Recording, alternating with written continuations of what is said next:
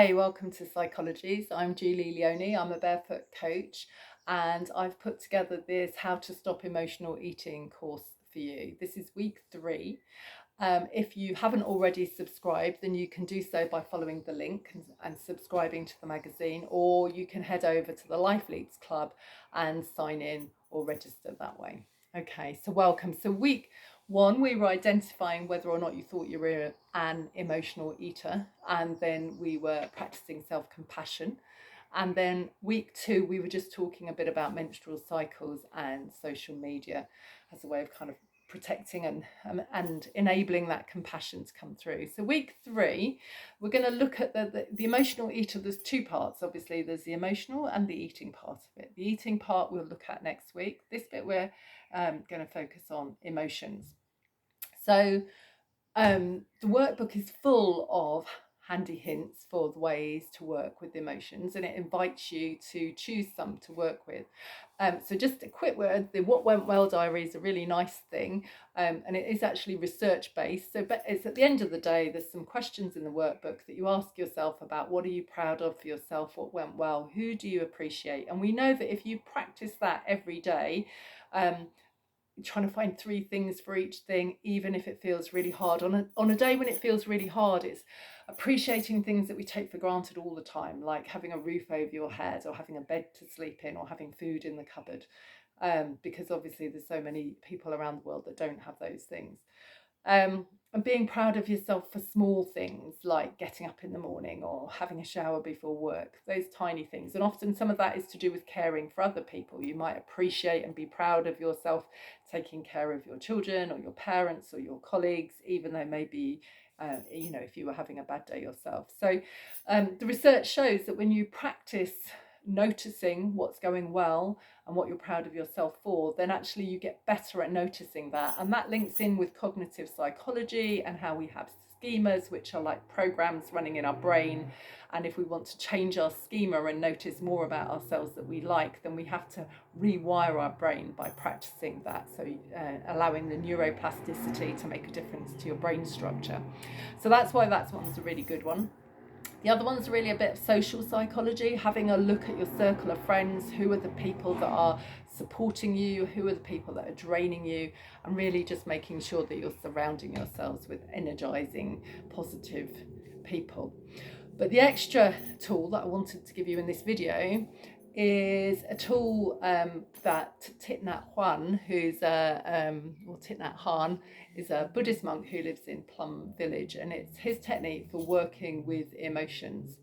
And so what happens when we're having a strong emotion, which might make us reach for comfort food or emotional food, is that we feel like we are the emotions. So I am angry, I am sad, I am depressed. And so it's very we're united with it.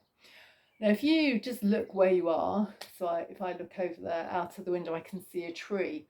And when we say I can see a tree, it means that because we've got a or the tree, it's separate from me. And if I said, I am feeling very tree today, or I'm feeling very tree now, that wouldn't make any sense. But what this tool teaches you to do, slowly, again, it takes practice to be kind with yourself, is it teaches us that our emotions are just as much objects as the tree outside the window. So let's go through that.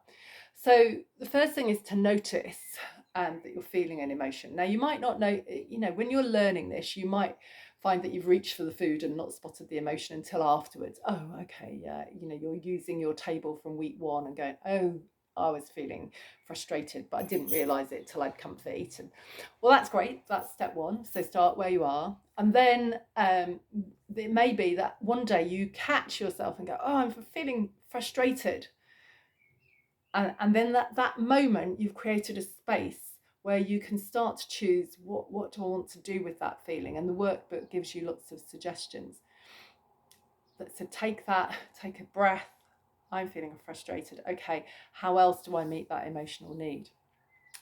Now, what Thich Nhat Hanh says is also, rather than say it thinking, once you've caught yourself going, I'm feeling frustrated, or I am frustrated, then we start to change the language around that, and we start to say, I notice that I am feeling frustrated. So we've kind of distanced ourselves, because there's the person noticing and then there's the frustration. So I notice there's a feeling of I'm feeling frustrated.